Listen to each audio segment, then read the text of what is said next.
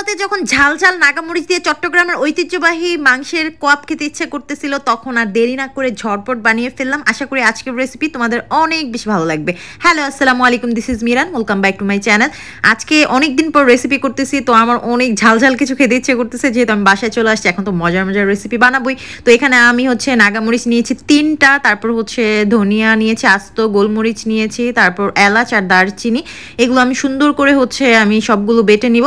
তোমরা চাইলে এগুলো নাও দিতে পারো, শুধু এগুলো সব গুঁড়ো দিলেও হবে, জাস্ট নাগামরিচটা বেটে নিলেও হবে। আমি এগুলো একটু আস্ত দিচ্ছি যেন ফ্লেভারটা ভালো আসে। তো সবগুলো আমি সুন্দর করে একটু পানি দিয়ে মিহি করে একটা পেস্ট করে নিব। বর্তমান সময়ে জটিল একটি সমস্যা হচ্ছে কম উচ্চতা। বর্তমানে উচ্চতা বৃদ্ধির জন্য বাজারে অনেক ধরনের প্রোডাক্ট রয়েছে। যারা উচ্চতা বৃদ্ধি করতে চাও, অনেক কনফিউশনে থাকো কোন প্রোডাক্ট ইউজ করলে আমার জন্য ভালো হয়, তাদের জন্য আমার সাজেশন হচ্ছে ন্যাচারাল মার্টের এই প্রিমিয়াম হাইটেক্স ফর্মুলা। এটি বর্তমানে উচ্চতা বৃদ্ধির অন্যান্য প্রোডাক্টের তুলনায় অনেক বেশি কার্যকারী। আমরা জানি 18 বছরের উপরে আমাদের উচ্চতা আর বাড়ে না, তবে এটি এমন একটি ন্যাচারাল সাপ্লিমেন্ট যেটি তোমার বয়সের সাথে সাথে স্যুট করে উচ্চতা বাড়বে সবার ক্ষেত্রে সেম ভাবে। এটি হরমোন ব্যালেন্সের মাধ্যমে 3 থেকে 4 ইঞ্চি উচ্চতা বৃদ্ধি করবে। যারা উচ্চতা নিয়ে চিন্তিত আছো তারা এই হাইটেক্স ফর্মুলাটা বিশ্বস্ততার সাথে নিতে পারো। এটা বাংলাদেশ সায়েন্স ল্যাব কর্তৃক অনুমোদিত, সো কোনো ধরনের সাইড এফেক্ট নেই। আমি এই প্রোডাক্টটি নিয়েছি ন্যাচারাল মার্ট থেকে, সো তোমরা নিতে চাইলে এখনই চলে যাও ন্যাচারাল মার্টে। উপরে পেজটা ট্যাগ করা থাকবে আর ক্যাপশনে লিংক দেওয়া থাকবে।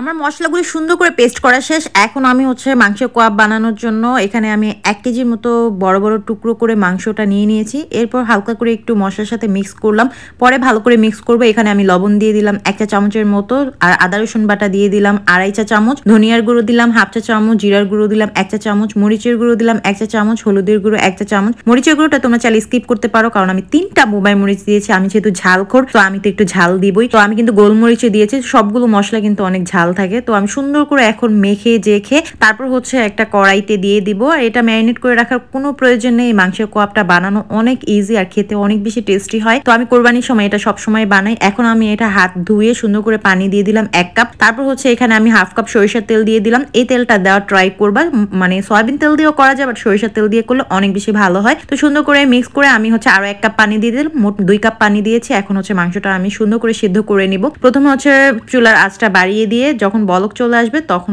আমি চুলার আঁচ লো করে দিয়ে মাংসটা যখন মোটামুটি 70% সিদ্ধ হয়ে যাবে তখন আমি একদম চুলার আঁচ বাড়িয়ে হাই হিটে এরকম ভাজা ভাজা করে নিব। একদম পুড়িয়ে ফেলা যাবে না, জাস্ট ভাজা ভাজা করে নিলেই হবে।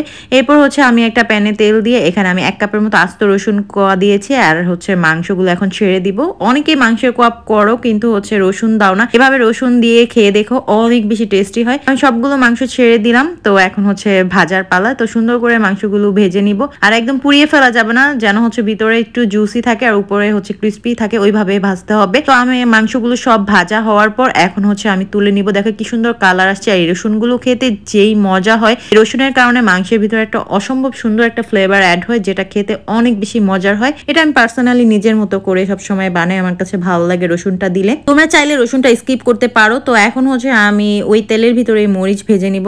আমি এত পরিমাণ ঝাল দিছি, বাসার সবাই চিলাচিলি করতেছে, তার উপর আবার মরিচ ভাজাও দিছি। মরিচ ভাজা ছাড়া এটা খেতে আমার একদমই ভালো লাগে না। উপর থেকে একটু পেঁয়াজের রিং মানে অনিয়ন রিং, ওইটা ডেকোরেশনের জন্য জাস্ট দিছি।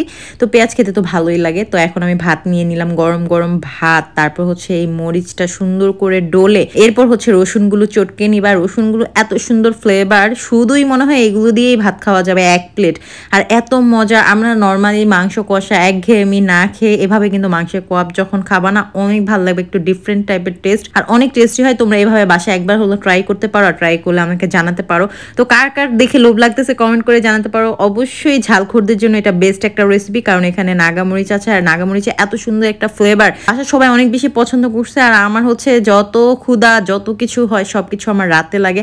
এখন অনেকে বলো আপু তোমার কি শুধু রাতেই ক্ষুধা লাগে? এখন আমি কি করবো? আমার না, অনেকেরই রাতে ক্ষুধা লাগে। হয়তো আমরা ভিডিও করে দেখে তোমাদেরকে ভিডিও করে দেখাই। আর রিসেন্ট আমি ভিডিও দিচ্ছি না দেখে রেসিপি দিচ্ছি না। অনেকে আমাকে পার্সোনাল ইনবক্সে মেসেজ করতেছো যে আপু তুমি রেসিপি দিচ্ছ না কেন, তোমার রেসিপি অনেক মিস করতেছি, তোমার ভিডিও দেখে এটা সেটা বানাই। তো তাদের জন্য আজকের রেসিপি তোমরা কিন্তু বেশি বেশি শেয়ার করে দিবা। দেখা হবে নেক্সট ভিডিওতে। Thanks for watching.